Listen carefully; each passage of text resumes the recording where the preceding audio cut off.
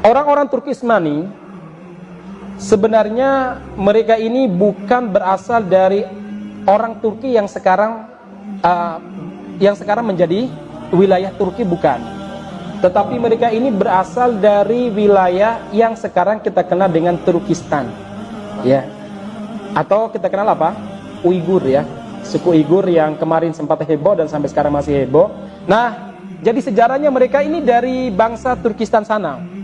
Makanya sekarang kalau antum lihat, satu-satunya negara yang paling open, yang paling membela kaum tertindas di Turkistan ataupun Uighur, itu adalah Turki. Ya. Komunitas orang-orang Turkistan di Turki hari ini banyak sekali.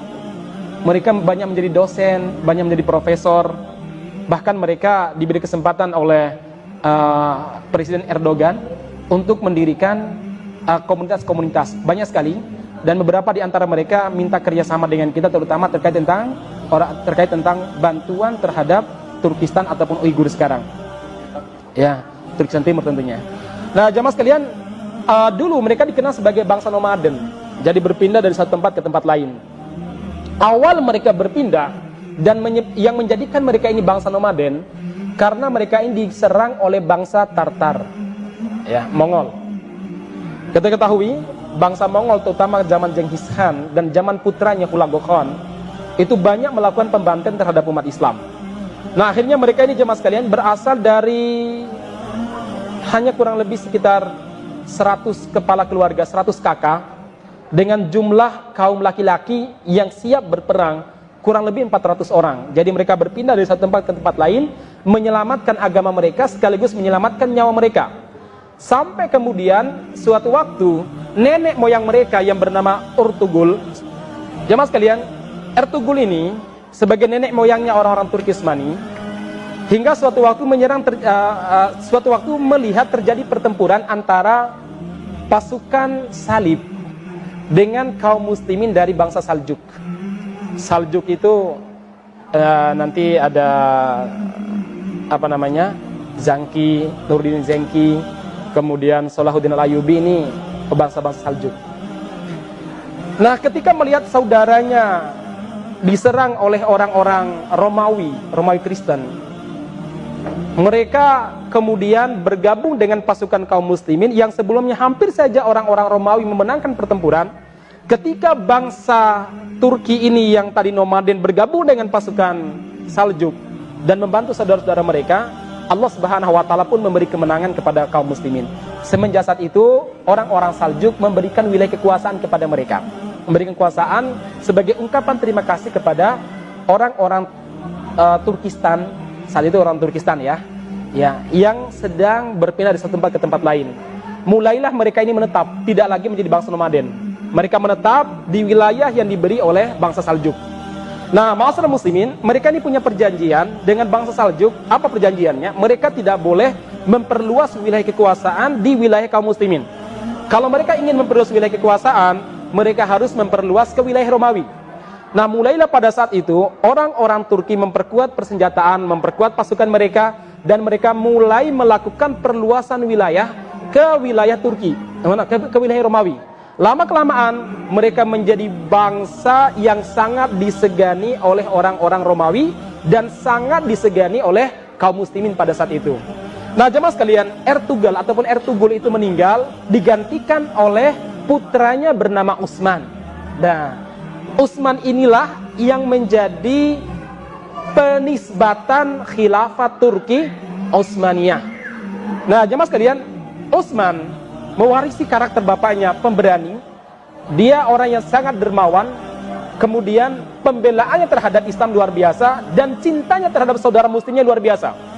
Sehingga ketika ada bangsa muslim yang terdolimi di beberapa wilayah dan meminta bantuan kepada Utsman, maka Utsman tidak segan-segan berangkat untuk memberikan bantuan kepada saudara muslimnya. Akhirnya lama-kelamaan banyak suku, banyak pasukan Islam yang bergabung dengan pasukan Turki, bergabung dengan Utsman ini. Mereka yang dulunya terpencar, mereka dulu tidak jelas kepemimpinannya, karena melihat kebaikannya Utsman, mereka sukarela bergabung di bawah panji Utsman Dan lama-kelamaan jamaah sekalian, Utsman mendirikan sebuah negara yang memiliki basis militer yang sangat kuat sekali.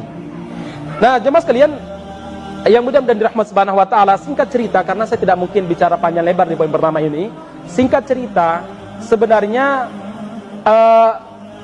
Turki pernah mengalami kemerosotan, bahkan dianggap runtuh, yaitu pada zaman pemerintahan Bayazid. Jadi setelah mereka menang di atas peperangan melawan orang-orang Romawi, dan banyak sekali orang-orang Islam bergabung dengan mereka, baik orang Romawi yang Muslim ataupun orang suku-suku Islam yang tinggal di pedalaman bergabung dengan mereka. Mereka ini jemaah sekalian sempat runtuh pada zamannya tadi siapa? Pada zamannya Bayazid I.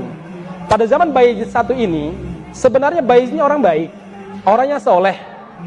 Cuma pada saat itu beliau harus menghadapi serangan orang-orang Kristen yang merasa terancam dengan kehadiran orang-orang Turki, ya, Bani Utsman. Nah, ma'asyiral muslimin yang mudah-mudahan dirahmati Subhanahu wa taala, kehancuran bangsa Turki tahap pertama itu karena pemberontakan Timur Leng, ya. Mungkin kita pernah nonton film Timur Leng itu, ya. Nah, Timur Leng ini secara akidah ada yang mengatakan dia Syiah, ada yang mengatakan dia ini kebatinan. Ya, kebatinan sama Syiah mirip-mirip, ya.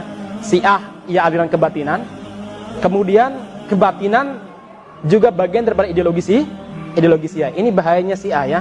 Dia akan menjadi musuh dalam selimut.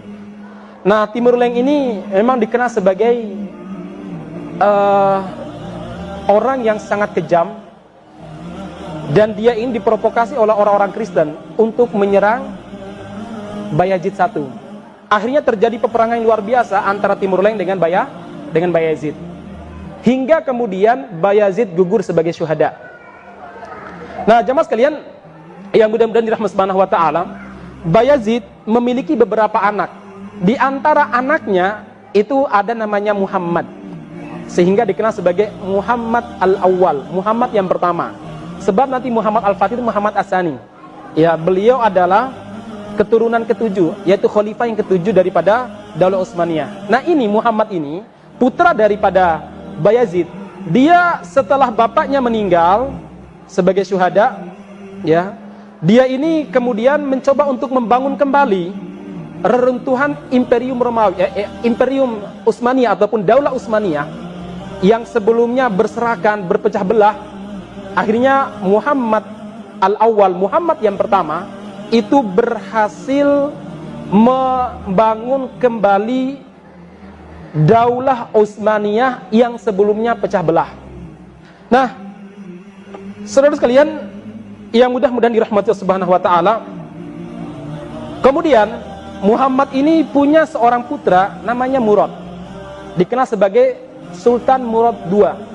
Karena sebelum keruntuhan, maksudnya sebelum Bayazid, ada Sultan Murad, tapi Sultan Murad yang pertama. Nah, kemudian Muhammad, putra daripada Bayazid I, itu punya anak namanya siapa? Murad, ataupun Sultan Murad II. Nah, Sultan Murad II inilah bapak daripada Muhammad Al-Fatih atau Muhammad As-Sani. Jadi Sultan Murad II menamakan anaknya dengan Muhammad juga, sebagai bentuk penghormatan beliau kepada ayahandanya, yaitu Sultan Muhammad As-I, Muhammad Al-Awwal. Nah, jamaah sekalian, Sultan Murad II mewarisi kepahlawanan bapaknya Sultan Muhammad yang pertama. Dia orangnya cerdas, pinter, berani, dan gagah perwira.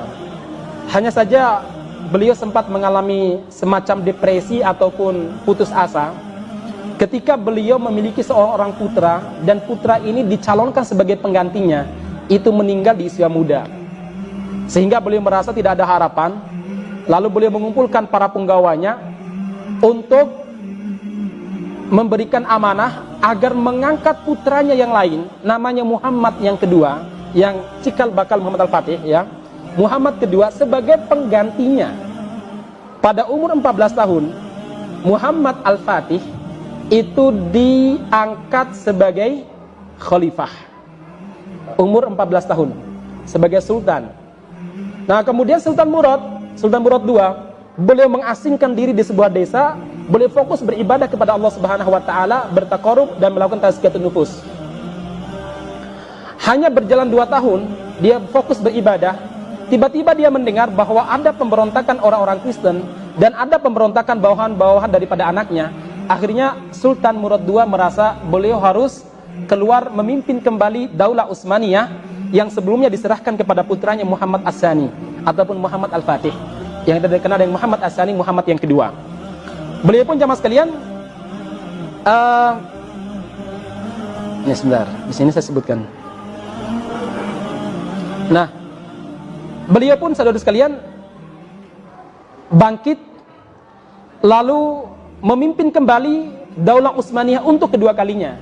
Sementara putranya yang baru berumur 16 tahun saat itu diangkat sebagai amir di sebuah tempat, ya, diangkat sebagai amir sebuah tempat dan ikut terlibat bersama dengan bapaknya Sultan Murad II untuk berjuang mengusir orang-orang Romawi pada saat itu.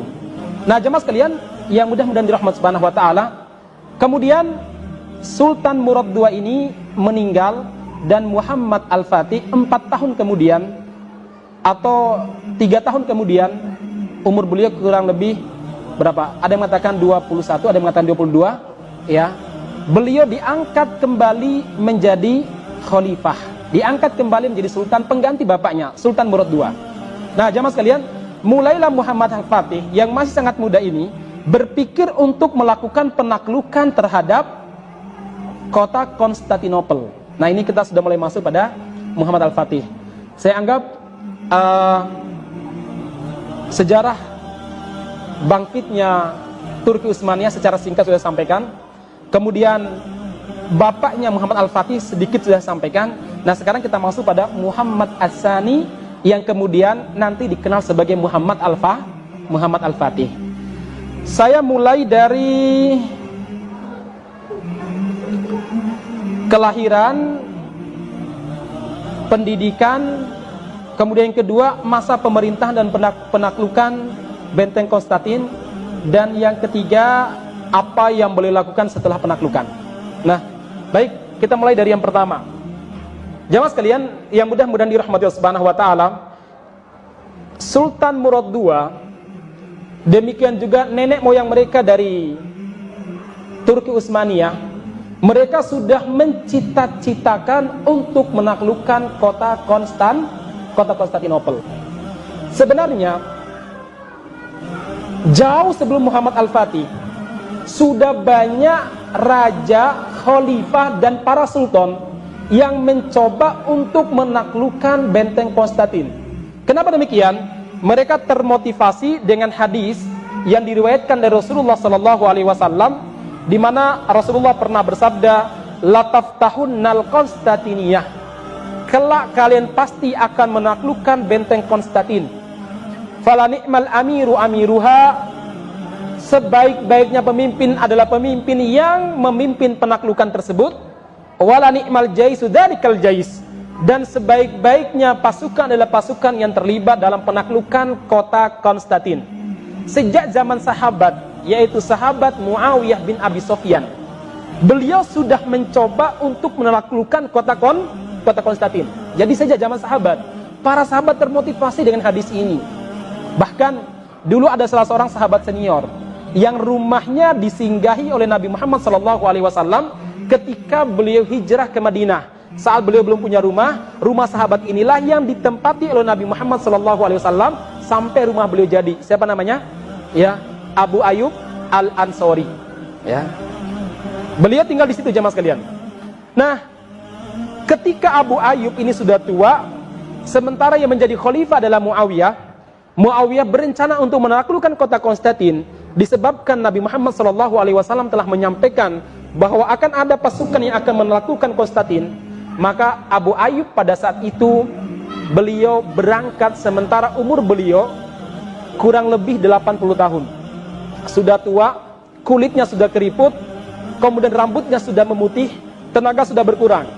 Saat itu sebagian sahabat muda, anak-anak muda mengatakan begini, "Mbah, kalau bahasa kita sekarang, kakek ngapain ikut terlibat menaklukkan benteng Konstantin? Konstantin itu sangat jauh dari Madinah, jauh sekali dari Madinah. Perjalanan darat berapa ratus kilometer, belum lagi harus menyeberangi laut. Kemudian saat itu Abu Ayyub Al-Ansari mengatakan, "Nah, saya adalah orang yang mendengarkan sabda Nabi Muhammad SAW, lataftahunal Konstantiniyah, kalian pasti akan menaklukkan kota Konstantin. Fala ni'mal amiru amiruha, maka sebaik-baiknya panglima adalah panglima yang menaklukkan benteng Konstantin. Wala ni'mal jaisu jaisuha, dan sebaik-baiknya pasukan adalah pasukan yang terlibat menaklukkan kota Konstantin. Saya ingin menjadi bagian daripada pasukan terbaik tersebut. Saya berangkat." Beliau berangkat di umur yang sudah sangat tua, kadang sakit-sakitan. Semangatnya luar biasa, mengalahkan umurnya. Jemaah sekalian, sampai kemudian beliau ini meninggal di tengah laut saat penyeberangan untuk menyerang kota Konstantin. Sebelum beliau meninggal, Abu Ayyub Al-Ansari berpesan kepada pasukan yang berada bersama dengan beliau pada saat itu. "Wahai pasukan, andaikan saya meninggal di laut, saya mohon jangan kuburkan saya di laut. Karena boleh kan menguburkan orang di laut. Kalau seandainya ada yang meninggal di laut, kita khawatir nggak sampai ke daratan, tubuhnya keburu membusuk, maka diperbolehkan dikuburkan di lautan dengan cara apa? Ditenggelamkan, dikasih batu atau apa, kemudian ditenggelamkan, itu diperbolehkan. Nah, beliau mengatakan, jangan kuburkan jenazah saya di laut, tapi bawalah jenazah saya, kuburkan di bawah benteng Konstantin. Ya, kuburkan saya di bawah apa? Benteng Konstantin. Akhirnya jemaah sekalian, beliau beneran meninggal di tengah laut. Dan pasukan yang bersama dengan beliau menghormati wasiat sahabat Rasulullah SAW ini, tidak menguburkan beliau di lautan. Jenazahnya dipakaikan kain kafan, dimandikan dan dikafani. Saat perang, mereka ini membawa jenazahnya Abu Ayyub Al-Ansari. Sampai sebagian sejarawan mencatat, pasukan Romawi yang menyaksikan ada jenazah yang ikut perang itu keder. Apa kata mereka?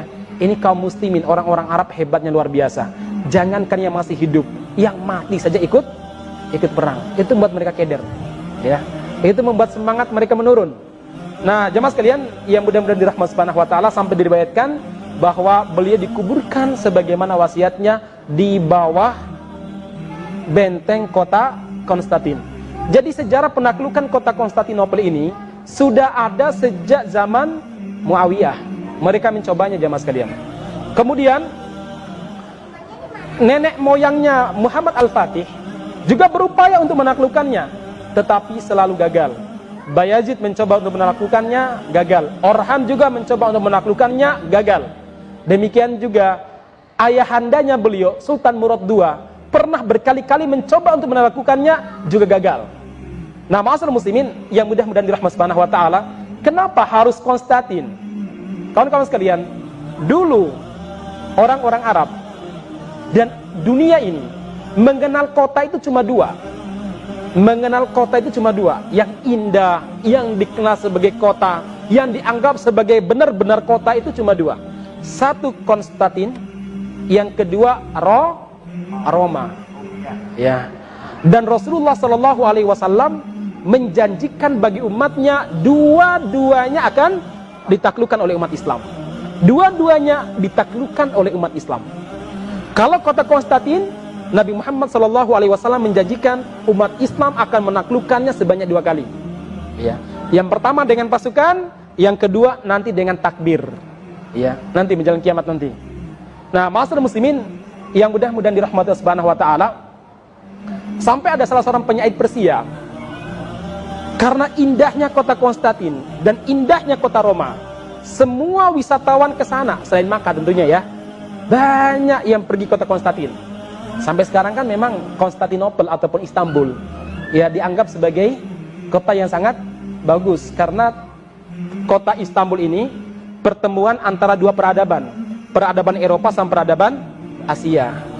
Ya, dan Istanbul kan sebagian wilayahnya di Eropa dan sebagainya di Asia. Ada selat yang kita kenal dengan Selat Bosporus yang membelah antara Asia dan Eropa. Alhamdulillah saya 2 kali ke sana ya. Nah, kalau mau Februari ini insyaallah saya ke sana lagi insyaallah ya. Ya mau travel sama saya boleh ya. Tapi siapkan uangnya dulu ya. Nah, jemaah sekalian, sekali kan wisata sejarah ya. Nah, jemaah sekalian yang mudah-mudahan dirahmati Allah Subhanahu wa taala. Karena indahnya kota Konstantin, sampai ada seorang penyair Persia pernah masuk ke kota Konstantin, lalu dia membuat syair. Apa syairnya? Kurang lebih begini kalimatnya.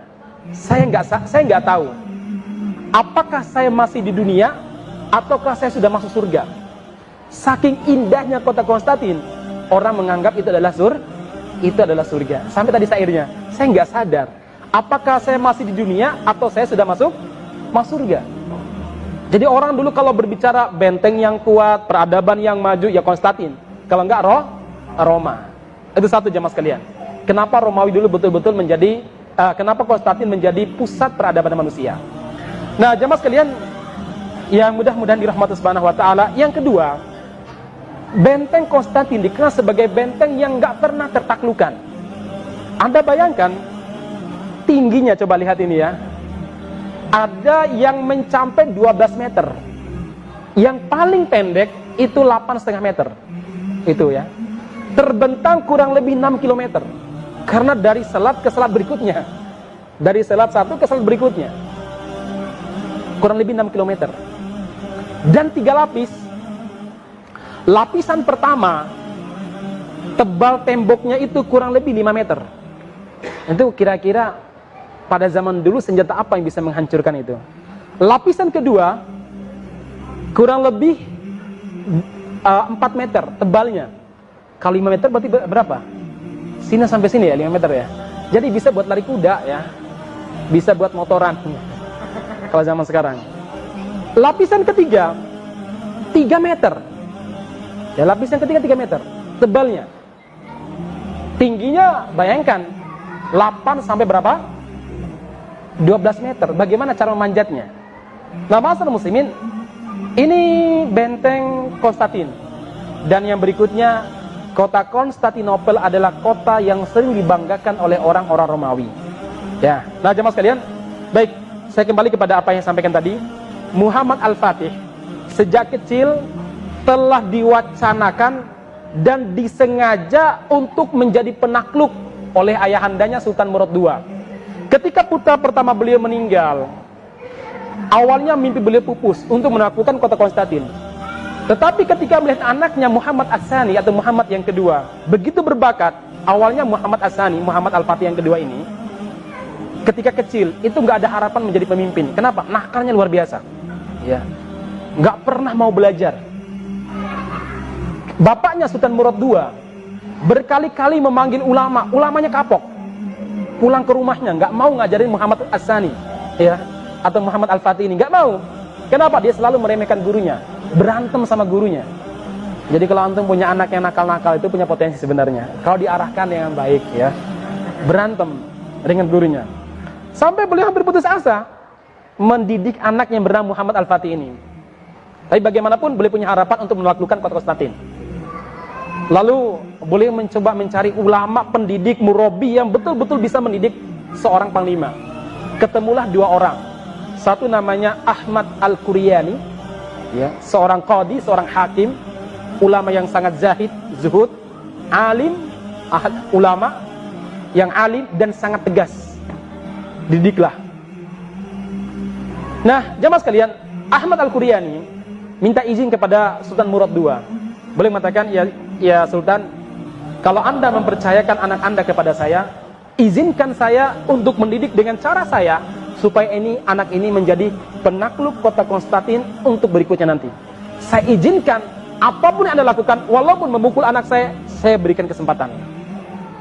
Sultan Ahmad Quryani dipertemukan dengan Muhammad Al-Fatih. Masih kecil ya, umur 6 tahun apa 7 tahun. Diremehkan dan diketawakan oleh Muhammad Al-Fatih. Lalu saya Ahmad Quryani mengatakan, Muhammad, beliau nggak mau manggil Sultan ya. Muhammad, saya datang untuk mendidik Anda, diperintahkan oleh ayahanda. Malah ketawa. Ahmad Quryani kebetulan membawa rotan, dia pukul dengan pukul yang sangat keras sekali. Ya, sampai Muhammad ini diam, nggak berani apa-apa. Semenjak saat itu Ahmad Al-Quryani mendidik beliau dengan kata, dengan akhlak, tapi di sampingnya ada rotan. Jadi rotan itu bermanfaat juga ya. Saya masih kecil juga pakai rotan oleh orang tua saya ya. Makanya mau belajar. Dulu ngapain? Dulu sering bolos sekolah ya. Akhirnya sama bapak pakai rotan. Nah, jemaah sekalian, jadi beliau dididik apa? Dididik dengan kalimat-kalimat yang tegas, dengan Al-Quran, dengan As-Sunnah, dan sekali lagi dengan rotan, Muhammad Al-Fatih. Mulailah saat itu beliau belajar adab, belajar akhlak, belajar hadis, belajar geografi. Nah, setelah itu, ya berjalan setengah tahun, Sultan Murad II ingin mencari pendamping daripada Ahmad Quryani agar bisa mendidik Muhammad Al-Fatih. Ternyata untuk mendidik kader itu butuh modal besar, jemaah sekalian. Ya, butuh modal ya. Nggak punya fulus, mampus itu ya. Loh, bawa dua ulama besar. Bertemulah dengan seorang ulama juga, ahli politik, ulama tapi ahli politik. Namanya Aqs Syamsuddin. Nah, Aqs Syamsuddin, jamaah sekalian, dikenal sebagai ulama ahli strategi, ulama ahli diplomasi, dan ulama yang sangat zuhud. Nah, ini karakter khas dan karakter wajib yang dimiliki oleh seorang pendidik itu, zuhud. Kalau dia tidak zuhud, dia akan menjadikan dakwahnya dan lembaga pendidikannya sebagai tempat pasar mencari uang. Makanya zuhud ini penting bagi seorang pendidik. Dan subhanallah, kita menyaksikan bagaimana zuhudnya para kiai kita dulu. Sampai sekarang saya masih ingat, saya cuma mampu bercerita aja sih, untuk mengikuti mereka masih belajar. Saya masih ingat ketika saya di pondok, di Darussyahadah di Boyolali, Jawa Tengah sana. Ada salah seorang kiai saya manggil saya, untuk kebutuhan pribadinya. Suatu malam, dia manggil saya, Akhi Mas'ud. Beliau nggak pernah mengatakan, langsung nyebut nama nggak pernah. Selalu pakai akhi, padahal kami adalah muridnya. Ya. Akhi, tolong nanti setelah Isya datang ke rumah ya, saya ingin ngobrol 4 mata dengan antum. Siap Ustadz, saya bilang. Saya berangkat. Ketika sampai rumahnya saya masih ingat, dan sampai sekarang rumahnya belum ada perubahan banyak. Apa itu? Masih bata, belum ada plesternya, dan masih tanah, dalamnya masih tanah. Kalau sekarang nggak tahu, udah keramik kan belum ya. Di luar lampunya nyala. Ketika saya masuk ke ruang tamu, gelap. Saya kaget, ini lampu luar nyala tapi lampu dalam gelap. Akhirnya dia bilang, "Akhi, duduk dulu ya di mejanya ya." Saya duduk.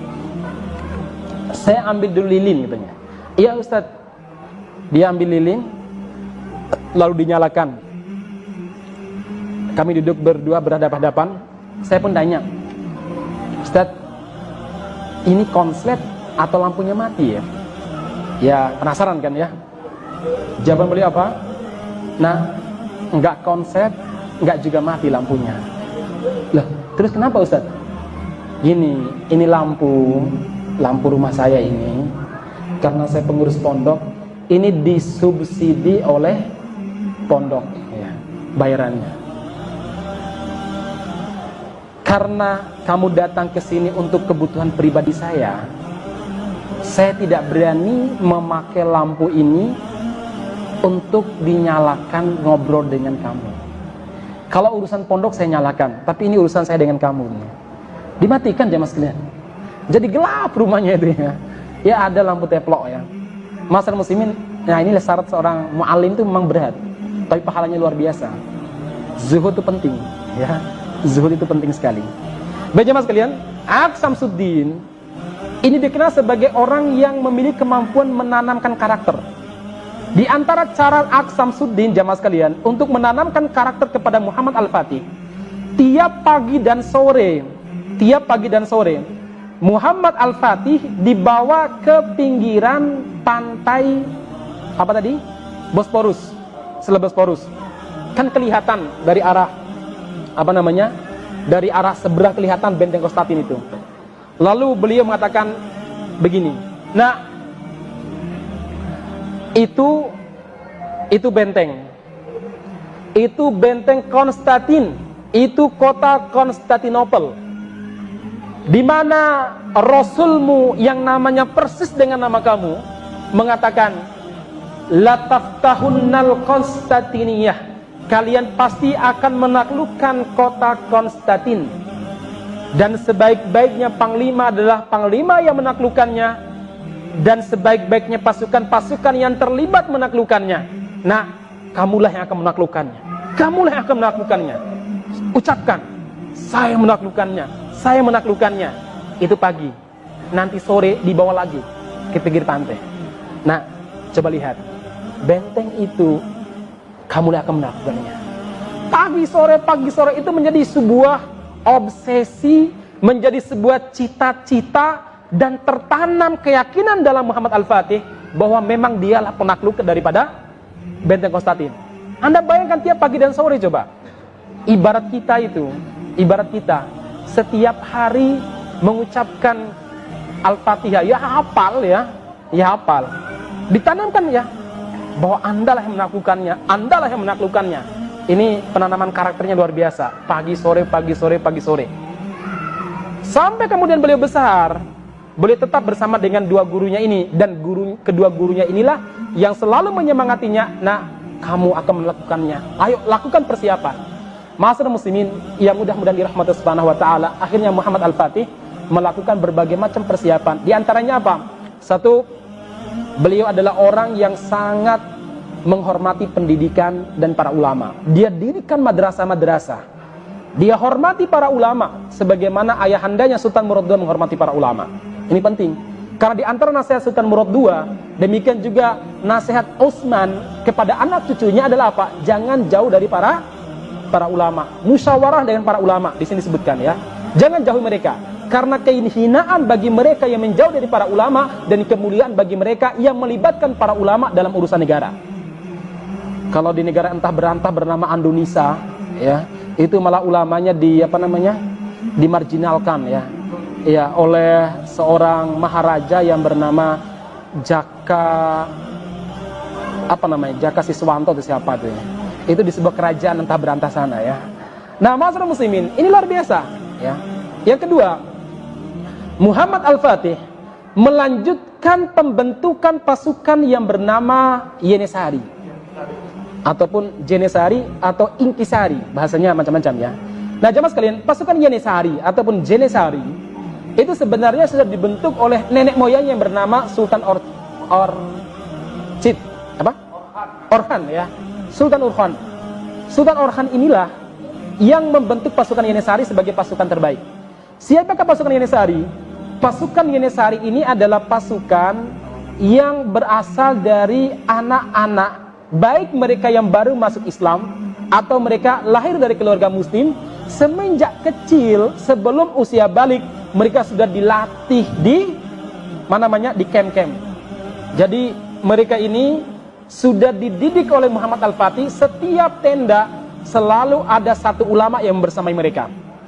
Ya, ulama ini yang mendidik mereka. Mungkin satu tenda itu ada 20 orang atau 10 orang. Jadi dididik oleh para ulama. Para ulama digaji dengan baik, dihormati dan lain sebagainya. Tapi ulamanya juga zuhud. Ma'asyiral muslimin, dan pasukan Yenisari dikenal sebagai pasukan terbaik. Kenapa? Separuh kehidupan mereka lebih banyak di atas punggung kuda daripada menginjak tanah.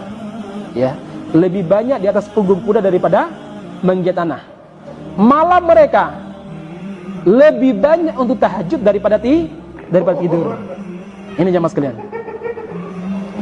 Nah, jamaah sekalian, ini pasukan Yenisari yang dibentuk oleh siapa tadi? Ya, oleh Orhan.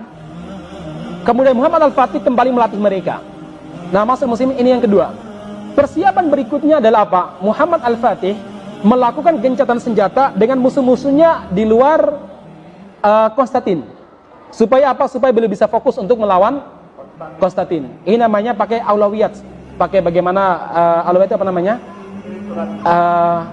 Bagaimana prioritas ya. Kemudian yang ketiga jamaah sekalian, beliau mempersiapkan teknologi yang luar biasa. Ya, salah satunya apa? Beliau ini mendapatkan anugerah dari Allah Subhanahu wa taala, seorang insinyur. Sebenarnya orang Konstantin, orang Roma, cuma dia kecewa dengan kaisar pada saat itu karena dikhianati oleh kaisar. Seingat saya karena putrinya itu mau dipaksakan untuk dinikahi atau bagaimana. Pokoknya ada dendam pribadi. Dia sebenarnya awalnya non muslim, lalu dia bergabung dengan Muhammad Al-Fatih dan menawarkan jasanya. Muhammad Al-Fatih pun mengatakan, saya siapkan dana sebanyak-banyaknya untuk mengembangkan persenjataan Anda.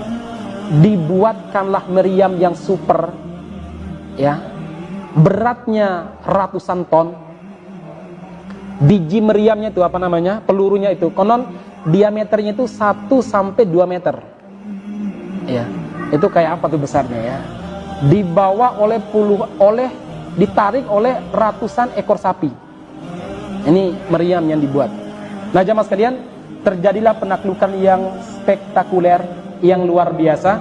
Sedikit cerita penaklukan itu, saya tidak perlu cerita banyak. Nanti antum bisa nonton di video, sudah ada ya.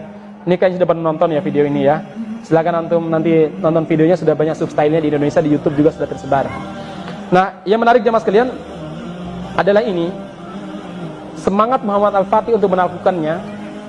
Jadi Konstantin ini dikelilingi oleh tiga selat, ya. Ini selat Bosporus, ya. Kemudian di sini juga ada namanya tanduk, ya, tanduk emas. Kemudian lagi nanti ada selat berikutnya. Nah, jamaah sekalian yang mudah-mudahan dirahmati Subhanahu wa taala, ini bagaimana Muhammad Al-Fatih menaklukkannya dengan cara apa? Ketika harus lewat laut, di lautnya ini ada rantai-rantai raksasa sehingga membuat kapal perang Muhammad Al-Fatih tenggelam. Ada beberapa kapal tenggelam sehingga mereka tidak bisa melewatinya. Nah, jamaah sekalian, ya mudah-mudahan dirahmati Subhanahu wa taala, apa yang mereka lakukan?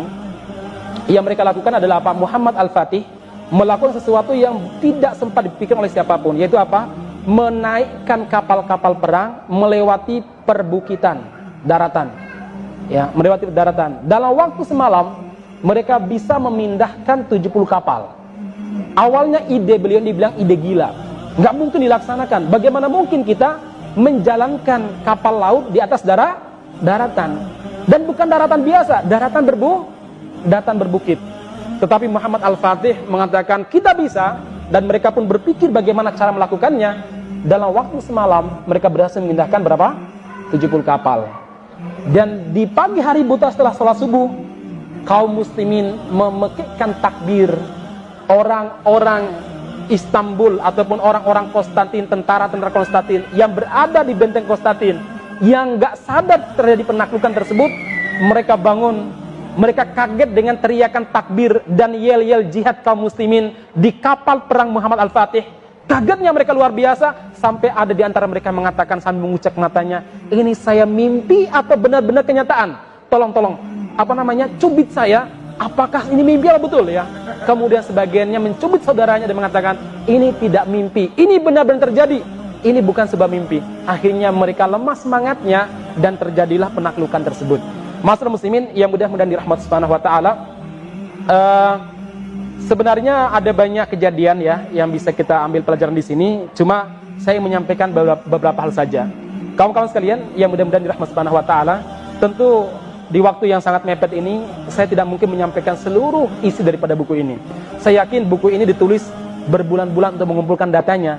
Kalau saya sampaikan dalam waktu 1 jam, nggak berbarokah nanti ya. Silahkan antum baca sendiri dan antum meringkas sendiri. Tapi ada beberapa yang ingin sampaikan kawan-kawan sekalian. Yang pertama, munculnya Muhammad Al-Fatih, kawan-kawan sekalian, itu dilahirkan daripada rekayasa sosial. Memang dididik dan disengaja untuk menjadi pemimpin masa depan. Jadi bukan tiba-tiba boleh langsung jadi pemimpin, tidak. Tapi direkayasa, disengaja untuk menjadi pemimpin. Nah, inilah karakter pendidikan Islam. Apa pendidikan Islam? Mendidik anak-anak kita menjadi pemimpin. Islam gak pernah mengajarkan orang tua untuk mendidik anaknya sebagai karyawan atau buruh biasa. Bahwa ternyata nanti dia jadi buruh gak masalah. Yang penting kurikulum pendidikannya adalah pendidikan seorang pejuang, seorang panglima. Makanya dalam Islam itu kita diajarkan sebagai apa? Bercita-cita sebagai pemimpin. Dalam doa kita bagaimana? Rabbana hablana min azwazina wa dzurriyyatina qurrata ayun waj'alna lil muttaqina imama. Ya Allah, anugerahkan kepada kami pasangan-pasangan kami, kemudian apa? Anak keturunan kami qurrata ayun, sebagai penyejuk mata kami. Waj'alna, dan jadikan kami lil muttaqina imama, sebagai pemimpin bagi orang-orang bertakwa. Catat ya, sebagai pemimpin, bukan yang lain. Nah, dari sini para ulama mengatakan salah satu tujuan pendidikan Islam adalah apa? Mendidik anak-anak kita sebagai pemimpin. Kan begini kawan-kawan sekalian, kalau kita ingin mendidik seorang sebagai pemimpin, sebagai panglima atau sebagai seorang jenderal, dengan mencetak seseorang sebagai hansip, beda nggak kurikulumnya? Jelas beda. Beda nggak tata caranya? Beda. Beda nggak muatan materinya? Beda. Kalau kita cetak orang, kita sengaja untuk mencetak sebagai jenderal atau kita cetak sebagai perwira, tentu kita siapkan kurikulumnya, kita siapkan para pendidiknya, bukan tamatan SMA pendidiknya, bukan sekedar tamatan SD, SMP ataupun S1, tapi kita siapkan betul-betul orang yang bisa mendidik para perwira. Tapi kalau hanya mendidik hansip, mohon maaf ya, kalau ada hansip ya. Kalau sekedar mendidik hansip jemaah sekalian, anak SMA bisa mendidiknya. Ya. Orang biasa bisa mendidiknya, yang penting dia taat, patuh, dan siap untuk berkorban. Tapi kalau mendidik panglima, mendidik perwira, mengajarkan bagaimana beretika, bagaimana berdiplomasi, bagaimana berkomunikasi, bagaimana membangun interaksi dengan siapapun. Dan itu dibutuhkan ilmu, dibutuhkan kurikulum yang baik. Dan itulah yang dilakukan oleh Sultan Murad II. Dia sengaja mempersiapkan Muhammad Al-Fatih sebagai pemimpin, sebagai penakluk, bukan sebagai orang yang ditaklukkan. Dipilih Ahmad Quryani, dipilih siapa namanya? Ya, Aq Samsuddin. Ini poin pertama yang saya sampaikan kepada ibu-ibu, yang saya sampaikan kepada mas-mas, karena saya lihat wajah-wajah di sini rata-rata usia produktif, betul ya? Anak antum saya kira rata-rata kelas SMP ataupun mungkin SD atau bahkan mungkin ada yang anaknya baru TK. Jadi memang kita harus sengaja mencetak para pemimpin. Bagaimana caranya? Banyak tentunya, tetapi yang paling penting jamaah sekalian, anak-anak terutama di usia SD, yang paling penting adalah apa? Menanamkan sosok yang layak diteladani. Sebagaimana Aq Samsuddin menanamkan kepada Muhammad Al-Fatih yang masih belia, sosok teladan yang sempurna adalah siapa? Rasulullah Sallallahu Alaihi Wasallam. Beliau ceritakan sejarah perjuangan Nabi, keberanian Nabi Muhammad, akhlak Nabi Muhammad Sallallahu Alaihi Wasallam, bagaimana Nabi Muhammad memimpin peperangan, bagaimana Nabi Muhammad mengatur masyarakatnya. Makanya jamaah sekalian, ibu-ibu terutama, Anda harus memiliki di kepala Anda harus ada sejarah Nabi Muhammad SAW. Kalau tidak ada sejarah Nabi Muhammad di kepala kita, kita susah menceritakan kepada anak-anak kita orang-orang besar. Ceritakan mereka orang-orang besar, kalau kita ini punya apa namanya? Punya istilahnya di kepala kita ini ada file tentang Nabi Muhammad SAW. Ya.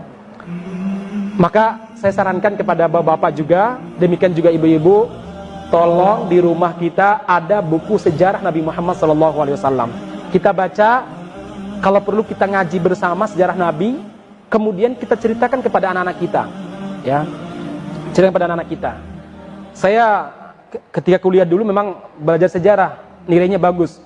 Cuma dulu saya belajarnya yang penting nilainya bagus ya. Tapi ketika selesai kuliah, saya mencoba untuk belajar kembali dan untuk mengajar sejarah Nabi. Saya belajar sejarah Nabi dan menemukan berbagai macam keajaiban yang luar biasa. Karena kagumnya saya terhadap Nabi Muhammad SAW, anak saya yang kedua seksna Muhammad. Ya, kita itu kadang nggak belajar sejarah Nabi Muhammad dengan baik, ya, hanya sekilas-sekilas saja. Ini penting jamaah sekalian. Yang kedua, kawan-kawan sekalian, Muhammad Al-Fatih dilahirkan oleh sebuah komunitas. Oleh apa? Oleh sebuah komunitas. Yang komunitas tersebut punya cita-cita menegakkan syariat, punya cita-cita mewujudkan nubuat Rasulullah SAW. Ini perlu kita mencipta komunitas. Kita nggak bisa sendirian untuk mengajar anak-anak kita, mengkader anak-anak kita. Kenapa? Kita punya keterbatasan. Apalagi antum sebagai pekerja, paling ketemu anaknya cuma malam toh. Pagi sudah sibuk, walaupun ketemu dengan anak sudah sibuk mempersiapkan peralatan kerja, berangkat kerja lagi, pulang sore. Makanya jamaah sekalian, kita harus punya komuniti dari hambaku untuk bertakarub kepadaku melebihi kewajiban-kewajiban yang aku tetapkan baginya. Sekali lagi, kewajiban-kewajiban dulu. Ini poin pertama. Kalau kewajiban-kewajiban ini kita lakukan dengan baik, insya Allah dengan mudah kita akan melaksanakan yang sunnah. Maka Allah berfirman di lanjutannya, dan selama hambaku bertakarub kepadaku dengan perbuatan-perbuatan sunnah, maka aku akan menjadi tangannya yang dia gunakan untuk memukul, kakinya yang dia gunakan untuk berjalan, telinganya yang dia gunakan untuk mendengar, matanya yang dia gunakan untuk melihat. Jadi poin pertama, saya tidak terlalu menyarankan memaksakan diri dulu ya, kalau kita belum menjaga hal-hal yang sifatnya wajib. Wajib dijaga dulu. Sholat 5 waktu berjamaah kita jaga. Kemudian berbakti kepada orang tua itu sebuah kewajiban. Menjaga kehormatan muslim itu juga sebuah kewajiban. Membantu seorang muslim juga sebuah kewajiban. Jadi kalau yang wajib aja kita lakukan, ini umur kita habis. Nah, syukur-syukur setelah itu kita menambah dengan yang sunnah. Tapi kalau kita sudah mampu menjaga yang wajib, jamaah sekalian, maka yang sunnah-sunnah itu insya Allah akan mudah kita laksanakan. Ada dulu salah seorang sahabat datang menemui Nabi. Kemudian dia curhat. Apa curhatan dia? Ya Rasulullah, inna syara'i qad katurat. Ya Rasulullah, syariat sudah sangat begitu banyak. Banyak sekali syariat. Terkadang kami ini sumpek karena saking banyaknya syariat. Ya Rasul, fababun natamassaku bijami. Tolong tunjukkan kepada kami satu rahasia yang dengannya kami ringan melaksanakan ibadah-ibadah lainnya. Apa kira-kira rahasianya? Rasulullah mengatakan sambil menunjukkan lidahnya, la yazalu lisanuka rataban min dzikrillah. Hendaklah lisanmu ini basah selalu karena berzikir kepada Allah Subhanahu wa taala. Jadi ternyata berzikir kepada Allah bagian daripada cara untuk memudahkan kita untuk melaksanakan ibadah-ibadah yang lainnya. Barakallahu fiikum ajmain.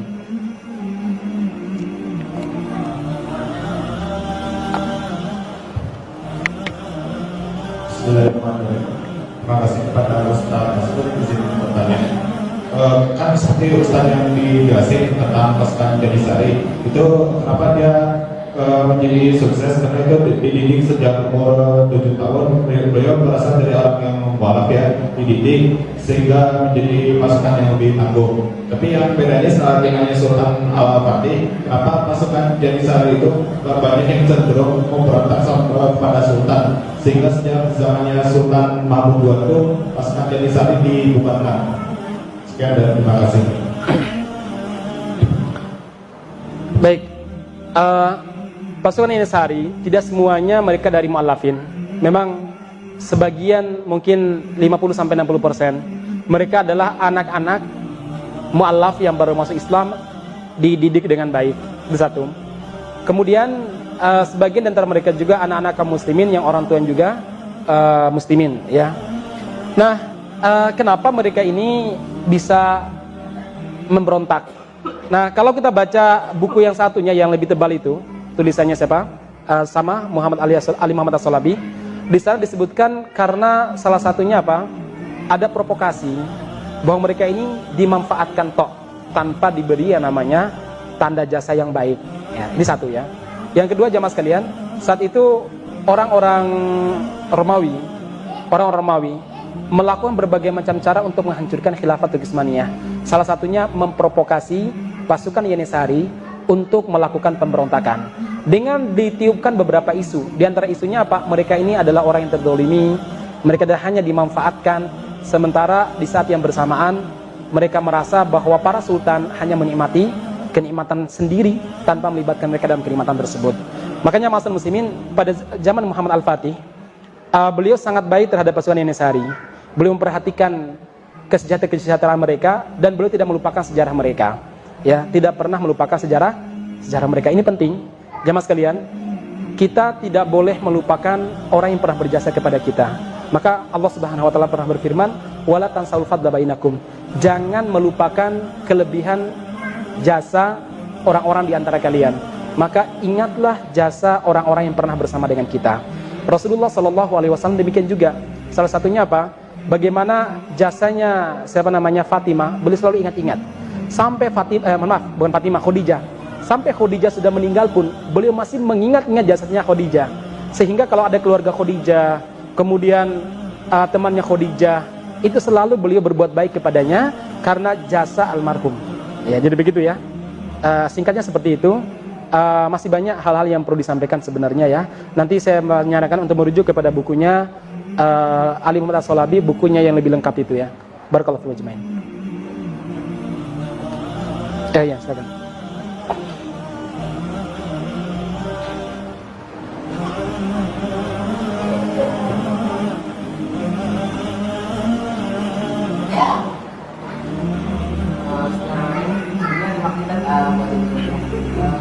menarik dari tangan sejarah tentang bagaimana seperti Indonesia itu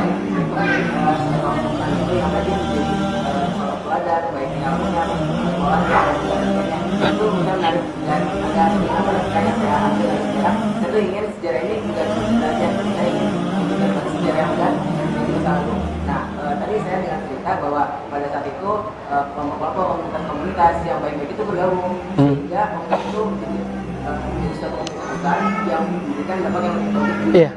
Nah dan sekarang sebenarnya saya ada di komunitas yang alhamdulillah baik, tapi mereka mungkin dikatakan belum bergabung, banyak mungkin belum merasa. Jadi saya tanyakan apakah ada langkah untuk yang diambil oleh Usmani pada saat itu supaya mudah untuk menggabungkan hati-hati yang lama yang di dalam komunitas sehingga komunitas ini bisa bergabung dan kemudian bisa coba saya terapkan dan eksperimen. Iya. Baik jamaah sekalian, sekali lagi untuk mencapai cita-cita besar, maghrib jam berapa? Masih lama ya. Untuk mencapai cita-cita besar, kita nggak bisa sendirian. Untuk memenangkan Islam, kita nggak bisa sendirian.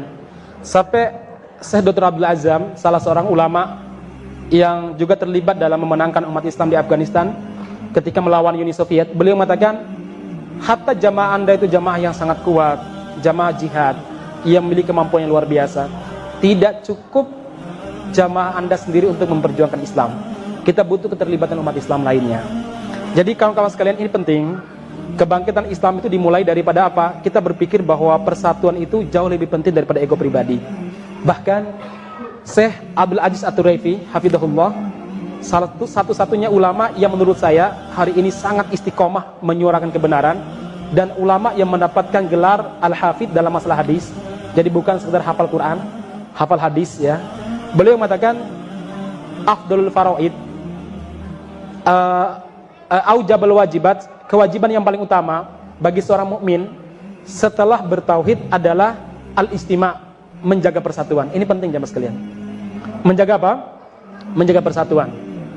Itulah yang dilakukan oleh Rasulullah SAW, dan itulah yang dilakukan oleh Utsman di awal-awal mendirikan Daulah Utsmaniyah. Antum perlu sadar, jauh sebelum Nabi Muhammad SAW mengajarkan sholat, mengajarkan celana harus cingkrang, ataupun perempuan harus bercadar, atau haji, atau bagaimana kita umroh, jauh sebelum itu semuanya, di Makkah Rasulullah telah mengajarkan kepada para sahabat bagaimana menjaga persaudaraan, bagaimana menjaga etika kepada muslim, bagaimana menjaga kehormatan saudara muslim. Kenapa? Karena itu adalah perkara-perkara yang bisa menyatukan hati kita. Nah ini penting jamaah sekalian, saya utarakan karena hari ini betapa banyak kelemahan umat Islam karena berasal dari ego pribadi kelompok-kelompok Islam. Mereka berjuang untuk kelompoknya, bukan untuk Islam. Maka ada sebuah kaidah yang dibuat oleh para ulama, apa itu? Maslahatul ummah muqaddamatun ala maslahatil jamaah. Bahwa maslahat umat Islam seharusnya jauh lebih kita prioritaskan daripada kemaslahatan sebuah kelompok. Artinya, kalau ada kemaslahatan bagi umat Islam, tidak akan didapatkan kecuali harus mengorbankan kepentingan kelompok kita atau komunitas kita, maka korbanlah kepentingan komunitas kita. Kenapa? Karena menjaga persatuan umat Islam jauh lebih penting daripada ego ataupun tujuan personal daripada sebuah kelompok. Ma'asyiral muslimin. Nah, prinsip-prinsip ini harus kita jaga dalam berinteraksi dengan siapapun. Ini poin pertama, ya. Fokus pada bagaimana menyatukan umat. Abaikan yang sifatnya perbedaan pendapat, karena perbedaan pendapat telah ada pada zaman Nabi Muhammad SAW. Jangankan pada zaman Nabi Muhammad, ya, jauh sebelum ini, Nabi Daud dengan Nabi putra Nabi Sulaiman pernah berbeda pendapat dalam beberapa masalah. Ini poin pertama, ya, bahwa kita fokuskan komunitas kita ini harus berorientasi untuk merekatkan ukhuwah, ya, merekatkan ukhuwah, sehingga kita tidak perlu harus komunitas kita yang tampil di permukaan. Boleh jadi mungkin komunitas lain layak pada satu tempat, layak pada satu waktu, sementara komunitas kita tidak bisa mewakili. Atau komunitas kita memang harus mewakili dalam sebuah aksi atau sebuah event tertentu. Ini poin pertama. Poin yang kedua jamaah sekalian, komunitas kita supaya besar harus berorientasi pada kemenangan Islam, bukan kemenangan kelompok, bukan juga untuk sebuah kepentingan tertentu. Kenapa? Kalau kita berorientasi untuk kepentingan Islam, maka itu akan merekatkan kita dengan siapapun. Itu bisa menyatukan kita dengan siapapun. Ya, kalau kita berorientasi pada kemenangan Islam. Berbeda halnya kalau kita berorientasi pada kemenangan kelompok. Apa yang terjadi? Yang terjadi adalah masing-masing kelompok akan memperjuangkan ego mereka, program mereka, atau rencana mereka. Nah, tetapi kalau seandainya kita berorientasi pada kemenangan Islam, semua program kita mulai dari pendidikan, taklim, kajian, tema-tema yang kita usung saat kajian, semua berorientasi pada bagaimana memenangkan Islam dan umat Islam. Nah, saudara sekalian yang mudah-mudahan dirahmati Subhanahu wa taala, ini beberapa hal yang perlu kita miliki.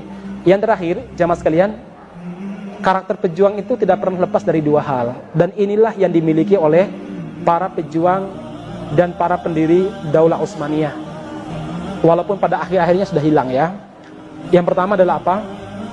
As-saja'ah, keberanian menyampaikan kebenaran, keberanian menerima semua risiko daripada perjuangan. As-saja'ah ini penting. Karena betapa banyak orang yang tahu tapi karena nggak punya keberanian, akhirnya ilmunya tidak berbarokah, tidak berani disampaikan. Kemudian yang kedua adalah al-karam, dermawan. Orang kalau nggak dermawan, dia tidak akan bisa bersama-sama dengan orang lain. Dia hanya memanfaatkan orang lain untuk kepentingan pribadinya. Makanya jamaah sekalian, dulu Rasulullah SAW mengajarkan keberanian kepada para sahabat. Sebagai sebuah contoh, Rasulullah semenjak kecil kita diperintahkan untuk mengajarkan anak-anak kita berkuda, memanah, dan berenang. Kenapa? 3 olahraga ini menanamkan apa? Keberanian. Kemudian yang kedua jamaah sekalian, ada salah seorang sahabat pernah bilang sama Rasul, "Ya Rasul, saya mau masuk Islam, tapi syaratnya satu ya Rasul." Apa itu? "Saya nggak mau berjihad dan nggak mau berinfak." Rasul pun memegang pundaknya sambil tersenyum dan mengatakan, "Lal jihad wala shadaqah." Nggak mau jihad. Jihad itu kalau nggak mau berarti pengecut. Ya, wala shadaqah, nggak juga dermawan, nggak mau berinfak. Fa bi aisyan tadkhul jannah, modalmu masuk surga, apa kata Nabi. Ya, jadi penting jamaah sekalian. Maka doa kita, kata Anas bin Malik, Nabi Muhammad tidak pernah lepas dari doa meminta perlindungan dari 8. Meminta perlindungan dari 8 hal. Yang 2 adalah apa? Allahumma inni a'udzubika minal hammi wal hazani wal ajaji wal kasali. Yang kelima dan yang keenam, minal bukhli wal jubun, dari bakhil, lawan kedermawanan, wal jubun, pengecut, lawan daripada keberanian. Maka ini perlu kita tanamkan dalam diri kita. Berani. Yang kedua apa? Dermawanan. Ya, dermawan.